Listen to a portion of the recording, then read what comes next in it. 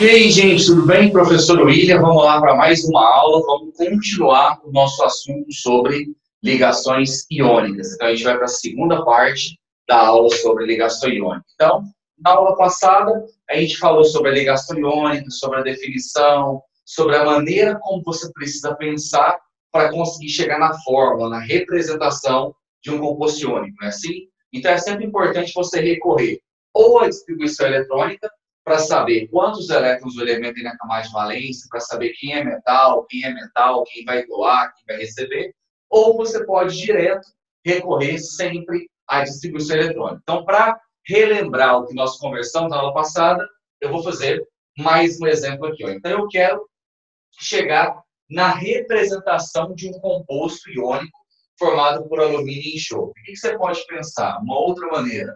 O alumínio está na família 3A, então ele é metal. E lembra, os principais compostos iônicos são formados por elementos representativos, elementos do grupo A. Então, todo metal sempre vai doar todos os elétrons que ele tem na camada de valência. Então, eu posso falar que o alumínio, ele vai doar os 3 elétrons que ele tem, então fica mais 3. Já o enxofre está na família 6A, então ele é o quê? A metal. Então, lembra, o metal sempre doa todos os elétrons que ele tem na camada de valência e fica com 8 lá de cima. Se você pegar o número atômico do alumínio e fizer a distribuição, você vai perceber que ele tem exatamente 3 elétrons na camada de valência. Se ele tem 3 elétrons na camada de valência e, em geral, todo mundo quer ficar com 8, o que é mais fácil? Ele ganhar 5 elétrons e ficar com 8 nessa camada de valência, ou doar esses 3 elétrons e ficar com 8 na camada de cima. Como ele é um metal, ele sempre vai doar. E como ele vai doar, ele vai ficar com carga positiva. Então, se o alumínio está doando, o enxofre vai ter que receber. E aí, como o enxofre tem 6 elétrons na camada de valência e ele quer ficar estável com 8, ele vai querer receber o que falta. Ele vai precisar receber quanto? 2. Então, a carga fica menos 2. Então, conseguiu perceber que eu consigo chegar na carga positiva e na carga negativa de duas maneiras diferentes. Ou fazendo a distribuição eletrônica, ou olhando direto na tabela periódica. Eu, particularmente, acho sempre mais fácil, mais rápido, mais seguro fazer a distribuição eletrônica, porque nem sempre você vai ter a tabela periódica. Então, a grande dica é, na hora de você determinar, na hora de você representar a fórmula de um composto iônico, você precisa primeiro descobrir a carga positiva do metal, a carga negativa do ametal. A ferramenta que você vai utilizar é sempre a configuração eletrônica, é sempre a distribuição eletrônica, beleza? E aí, feito isso, o que a gente conversou? Basta você cruzar esses númerozinhos aqui, ó. O 3 vem para cá, o 2 vem para cá. Então, fica assim, ó. Al2S3. Isso que eu acabei de representar, eu posso chamar de fórmula do composto iônico, ou eu posso chamar de íon fórmula. Então, a representação de um composto iônico pode ser chamada de fórmula do composto iônico ou simplesmente de íon fórmula. Lembra que você está acostumado a falar fórmula molecular? É a mesma coisa, só que a expressão fórmula molecular é mais correto quando usado para compostos formados por ligação covalente. Quando o composto é formado por ligação iônica, fica errado. Não é correto falar fórmula molecular, porque não é uma molécula, beleza? Então, toda vez que você tiver que representar a fórmula de um composto iônico, toda vez que você tiver que representar o íon fórmula desse composto, de alguma maneira você vai ter que descobrir a carga positiva do metal e a carga negativa do ametal. Você tem dois caminhos, ou olhando na tabela, ou fazendo a distribuição eletrônica. Na aula passada, eu te mostrei através da distribuição eletrônica. Na aula de hoje, eu estou te mostrando através da localização, para você perceber que os dois caminhos, as duas maneiras, te dão o mesmo resultado. Você consegue chegar tranquilamente na fórmula do composto, beleza? Então, o meu objetivo é esse aqui. Aí, existe uma outra maneira de representar, que eu chamo de fórmula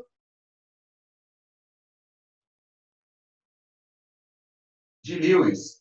O que seria a fórmula de Lewis, gente? Ou fórmula eletrônica. Você pode colocar assim, ó. Você vai representar esses caras dentro do colchete e de fora o sinal. E aqui, o enxofre aqui, eu vou representar com os 8 elétrons, beleza? Então, para o composto iônico não é muito comum aparecer esse tipo de prestação, mas quando ele te pedir a fórmula eletrônica de um composto iônico, é essa representação. Eu coloco os elementos dentro do colchete, o cátion com a carga positiva de fora, o ânion com os 8 elétrons que ele passou a ter depois que ele recebeu, a carga negativa aqui do lado de fora, tá? E aí, ainda fala-se de vez em quando em fórmula estrutural. Não é comum, não, tá? Mas eu estou te falando para desencargo de consciência. A fórmula estrutural de um composto iônico é só você representar os íons mesmo, tá? Aqui, ó, a carguinha sempre fora do colchete. Viu a diferença? Na fórmula de Lewis, eu coloco os elétronzinhos aqui do A metal, já com os 8 depois que ele recebeu. Na estrutural, eu coloco só os íons, o símbolo dos elementos dentro do colchete e a carga do lado de fora. Tudo bem? Tranquilo? Beleza aí, né? Então, não tem segredo. Toda vez que te pedir aí forma de composto iônico, é exatamente esse raciocínio que você vai ter que utilizar. Beleza? Fechou essa parte de representação, essa parte de caracterização, não, beleza, desculpa. De definição de como você vai pensar para conseguir identificar essa ligação iônica, identificar quais são os elementos que formam ligação iônica e conseguir chegar na forma de composto iônico. Então, de alguma maneira, você vai ter que encontrar um caminho para determinar a carga positiva de um e a carga negativa do outro. Para a gente fechar o nosso assunto de ligação iônica, é muito importante você lembrar das principais características de um composto iônico. E aí, o conselho que eu te dou é, para você conseguir lembrar mais facilmente das principais características, pensa no principal exemplo de composto iônico, que é o NaCl, que é o sal de cozinha, tá? Que aí, quando você pensar nele, talvez fique mais fácil você lembrar as principais características. Então, vamos lá, vou te explicando uma a uma. Primeira característica, todo composto iônico, ele é encontrado no estado sólido, na CATP. O que é CATP? Condições, ambiente, temperatura e pressão. Ou seja, todo composto iônico, a 25 graus Celsius, 1 atm, ele sempre vai ser encontrado no estado sólido. Por que todo composto iônico é encontrado no estado sólido? Justamente em função da intensidade dessas interações, dessas ligações. Como a ligação iônica é uma ligação de natureza eletrostática, existe uma atração muito grande entre o cátion e o ânion. Como existe essa atração muito grande, eles ficam muito próximos, muito juntos, muito coladinhos uns aos outros. E essa proximidade muito grande do cátion e do ânion, justamente por conta da intensidade da atração, faz com que eles sejam encontrados no estado sólido. E por esse mesmo motivo, por conta dessa intensidade, dessa grande atração eletrostática que existe entre o cátion e o ânion, os compostos iônicos em geral apresentam alta temperatura de fusão e alta temperatura de ebulição. O que é isso, gente? Temperatura de fusão é a temperatura que algum material vai passar do estado sólido para o estado líquido. Temperatura de ebulição é a temperatura que algum material vai passar do estado líquido para o estado gasoso. Quando eu falo que os compostos iônicos apresentam alta temperatura de fusão e alta temperatura de ebulição, significa dizer que eu vou ter que fornecer muito calor, eu vou ter que esquentar muito, eu vou ter que aquecer muito para conseguir promover as mudanças de estado físico. Eu não estou falando que eu não consigo fazer um composto iônico mudar do estado sólido para líquido, líquido gasoso. Só estou te falando que é muito difícil, porque como a atração é muito grande, eu vou ter que fornecer muito calor, muita energia. Então, regra geral, todo composto iônico apresenta uma alta temperatura de fusão e uma alta temperatura de ebulição. Por isso que lá na sua casa, você nunca conseguiu derreter sal. Por quê? Porque quando você, eu não estou falando dissolver, eu estou falando derreter. Para derreter, você tem que colocar no fogo. Só que a temperatura que chega a chama do fogão da nossa casa não é suficiente para atingir a temperatura de fusão do sal de cozinha. Por isso que ele não derrete, por isso que ele não funde, por isso que ele não passa para o estado líquido, beleza? Em geral, os compostos iônicos eles são solúveis em água, eles dissolvem água. É o que acontece com o sal de cozinha. É claro que existem compostos iônicos que a solubilidade em água é muito pequena, mas uma característica geral que é comum à grande maioria dos compostos iônicos é exatamente eles serem solúveis em água. E um dos fatores que permite, que faz com que eles sejam solúveis em água, é que ao colocar um composto iônico na água, quando ele dissolve, a gente fala que ele passa por um processo de dissociação. O que a dissociação vai fazer? O composto iônico no estado sólido, ele está no estado sólido porque existe uma grande atração entre os íons, positivos e negativos. Quando eu colocar ele na água, o que a água vai fazer é separar, é afastar aqueles íons que estavam inicialmente unidos por atração eletrostática. Portanto, todo composto iônico, quando eu colocar em água, em maior ou em menor grau, ele vai sofrer dissociação. Eu vou separar, eu não vou produzir novos íons, eu vou simplesmente separar aqueles íons que estavam unidos por atração eletrostática. Então, por exemplo, o NaCl está no estado sólido. Quando eu coloco ele na água, a água vai separar o Na do Cl. Então, o Na+, fica completamente separado do Cl-. E por que o Na+, vai ficar completamente separado do Cl-? Porque esses íons, eles vão ficar completamente rodeados por moléculas de água.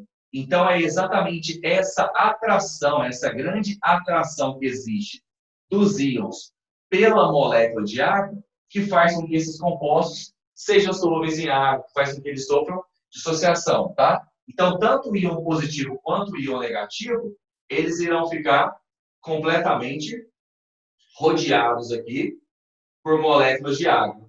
E esse fenômeno, onde os íons ficam completamente rodeados por moléculas de água, eu chamo de solvatação. Então, toda vez que eu coloco um composto iônico na água, em maior ou em menor grau, ele vai dissolver. Ele vai sofrer dissociação. Os íons vão ficar separados. E eles vão permanecer separados porque esses íons vão ficar completamente rodeados por moléculas de água. Então, esse fenômeno chamado de solvatação é exatamente isso. É quando os íons ficam completamente rodeados por moléculas de água. E isso só é possível porque existe uma grande atração desses íons pela molécula de água. Essa atração que existe dos íons pela molécula de água, eu chamo de interação íon-dipolo. Não esquece esse nome. E aí, se você observar aqui, ó, o Na é positivo. Ele vai ficar completamente rodeado por moléculas de água. Mas quem vai ficar mais próximo dele, quem vai interagir com ele, é o oxigênio, que é a parte negativa da água. O Cl é negativo. Ele vai ficar completamente rodeado por molécula de água. Mas quem vai ficar mais perto dele? O H, que é a parte quê? Positiva. Então, não esquece desse detalhe.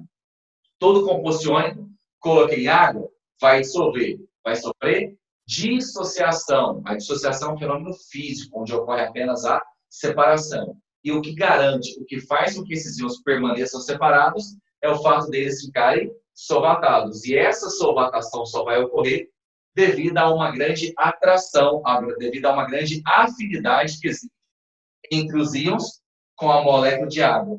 E essa atração eu chamo de íon-dipolo. Essa característica, ela é muito importante, tá? Todo composto iônico sofre dissociação. Outra informação importante: todo composto iônico é duro e quebradiço. Cuidado com os conceitos. A dureza na química está relacionada com a capacidade de riscar a superfície de outros materiais. Então, se eu pegar, por exemplo, o sal de cozinha e jogar sobre a superfície de uma panela de prata e esfregar, o sal de cozinha vai conseguir riscar a superfície da panela de prata. Então, essa dureza é exatamente essa capacidade de riscar, ou a resistência ao risco. Então, o sal de cozinha apresenta uma dureza maior do que o material que forma essa panela. Por isso que ele consegue riscar. Já quebradiço significa que esses compostos iônicos, eles não são resistentes a choques mecânicos. Vamos traduzir. Se eu pegar um pouco de sal de cozinha e começar a bater, pega, por exemplo, aqueles negócios de massar e começar a bater, eu vou começar a quebrar aqueles retículos. Por quê? Porque esse choque mecânico, essa pressão que está sendo exercida, favorece a aproximação dos íons de mesma carga. Porque o composto iônico é formado por cátion e ânion, ele vai ter um aglomerado de cátions, um aglomerado de ânions. Quando eu exerço uma pressão, um choque mecânico, eu aproximo os íons de mesma carga, e essa aproximação de íons de mesma carga acaba gerando uma repulsão muito grande e provoca o quê? A quebra dessa estrutura, a quebra desse retículo cristalino, beleza? Tranquilo com essas 4 primeiras características? Toma cuidado com os conceitos, tá? Dureza, capacidade ou resistência ao risco. Quebradiço ou baixa tenacidade é a baixa resistência a choque mecânico. Se eu pressionar demais, ele vai quebrar porque vai ter muita repulsão, porque eu vou estar aproximando os íons de mesma carga, beleza? Tranquilo, gente? Essas são algumas características importantes. Para a gente fechar a aula de hoje, para a gente fechar o nosso assunto sobre ligação iônica, eu vou colocar e vou te explicar mais algumas características importantes dos compostos iônicos. Tá? Vamos lá. Algumas outras características importantes relacionadas aos compostos iônicos.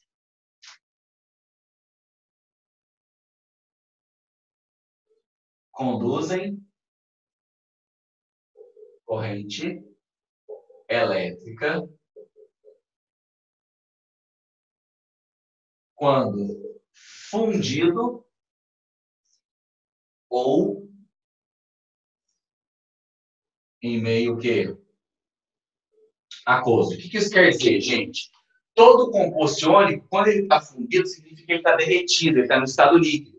Então, como no estado líquido, os íons, cátions e ânions, começam a ficar mais afastados, essa mobilidade de cargas permite a condução de corrente elétrica. Então, todo composto iônico sempre vai conseguir conduzir corrente elétrica em 2 situações.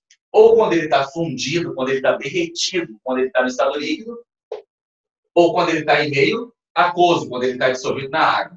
Composto iônico não conduz corrente elétrica quando ele está no estado sólido. Por quê? Porque a condição para que exista a condução de corrente elétrica é ter mobilidade de cargas. No estado sólido, as cargas, os cátions e os ânions são muito presos, muito fixos, então eles não conseguem conduzir corrente elétrica.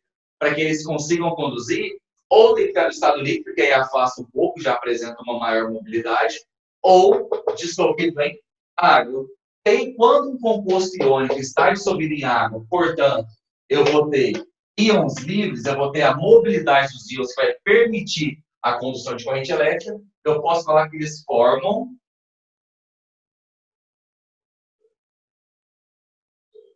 soluções eletrolíticas. Então, toda solução eletrolítica é uma solução que conduz corrente elétrica. E a condição para que uma solução conduza corrente elétrica é ter o quê? Íons livres, íons dispersos, íons soltos. Então, todo composto iônico, quando eu colocar ele na água, ele vai conseguir conduzir corrente justamente por conta dessa mobilidade, beleza? Não esquece essas características, são sempre muito importantes, tá? Às vezes você vai ter que só mencionar as características, às vezes vai ser necessário você ter que explicar algumas dessas características, beleza? E aí, para a gente fechar a nossa aula, uma outra característica importante. Todo composto iônico apresenta retículo cristalino. Galera, toda vez que falar em retículo cristalino, em estrutura cristalina, significa dizer que é uma estrutura altamente o quê? Organizada. Então, essa expressão retículo cristalino ou estrutura cristalina remete a uma estrutura em que existe um alto grau de organização. Eu tenho sempre positivo, negativo, positivo, negativo, positivo, negativo, de forma muito organizada, de forma muito regular. As cargas elas não estão dispersas, não estão bagunçadas. Então, todo composto iônico, os cátions e os ânions apresentam localizações muito bem definidas. Aí aqui eu vou te apresentar alguns tipos de retículo cristalino.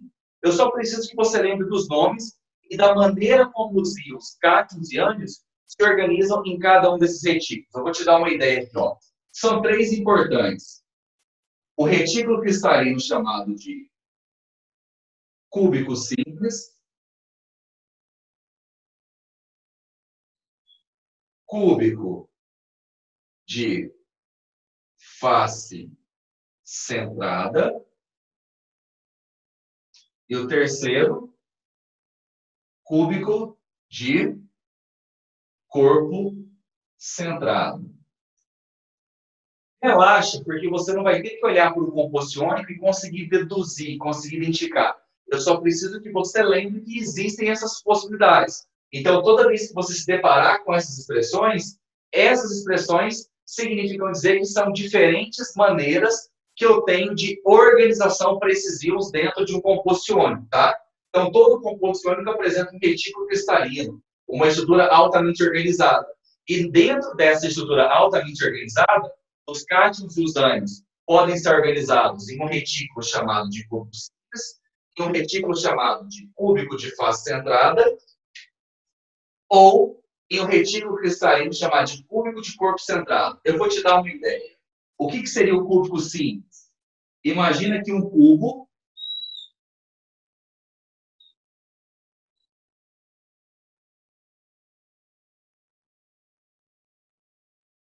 olha o cubo que eu acabei de desenhar. Imagina que ele está perfeitamente bem desenhado. Todo composto iônico que apresenta um retículo cristalino do tipo cúbico simples significa dizer que os íons positivos e negativos eles estão localizados apenas nos vértices. O que eu quero dizer com isso? Por exemplo, se nesse vértice que eu estou fazendo de vermelho eu tenho um cátion, os vértices diretamente ligados a ele, precisam ser de quê? De ânion. Então, todo composto iônico que apresenta um retículo cristalino do tipo cúbico simples, significa dizer que é uma estrutura onde os cátions e os ânions se localizam exatamente aonde? Apenas nos vértices desses cubos. Então, por exemplo, quando eu penso no sal de cozinha, um cristalzinho daquele tem milhões de cubinhos desse aqui. E desses milhões de cubinhos, eu vou ter cátions e ânions localizados apenas aonde? Nos vértices desse cubo. Então, isso significa dizer que tem uma estrutura cristalina, que apresenta um retículo cristalino, beleza? Já o cúbico de face centrada é uma outra possibilidade, é uma outra maneira de organização. Vou te mostrar aqui. Imagina aqui de novo um cubinho, tá? Se o composto em questão apresenta esse tipo de retículo, face centrada, significa que eu vou ter íons na face e íons aonde? Nos vértices. Então, por exemplo, se nessa face aqui eu tenho um íon positivo, nos vértices dessa face eu vou ter que ter íons o quê? Negativos. É sempre assim. Então, todo composto iônico sempre vai ter uma estrutura organizada. Ou vai ser cúbico simples, positivo e negativo só nos vértices, ou vai ser face centrada, positivos e negativos nas faces e nos vértices, e cúbico de corpo centrado, que é a última possibilidade que você precisa se preocupar. Ó, imagina o cubinho aqui. Corpo centrado é o seguinte, imagina que dentro, no centro desse cubo, eu tenho um íon, positivo ou negativo, e aí nos vértices eu vou ter sempre o íon de carga o quê? Contrária, tá? Então, para vocês, é importante você lembrar desses três tipos. Existem outros? Sim. Mas para compostos iônicos, que pode aparecer, é difícil, mas que pode aparecer, são exatamente esses três. Cúbico simples, face centrada e corpo centrado. Essas três denominações remetem aos tipos de organização ou aonde os íons, cátions e ânions podem estar localizados, mas sempre vai ser uma estrutura altamente organizada, beleza? Então, lembre-se de todas essas características. Na maioria das vezes, você só vai precisar mencionar, mas eu estou aprofundando com vocês e explicando, justificando cada uma dessas características, caso isso seja cobrado de você em uma prova de vestibular, ou caso isso apareça aí no Enem ou na prova que você vai fazer, beleza? Galera, esse era o assunto da aula de hoje. Eu espero que você tenha entendido. Faz aí os exercícios da lista. Se tiver dúvida, a gente vai ter um outro momento também para eu poder tirar suas dúvidas, beleza? Tamo junto, até o fim. Segura aí, vamos estudar, vamos ter foco. Eu tenho certeza que você vai ter uma excelente preparação, beleza? Grande abraço, fiquem com Deus e até a próxima.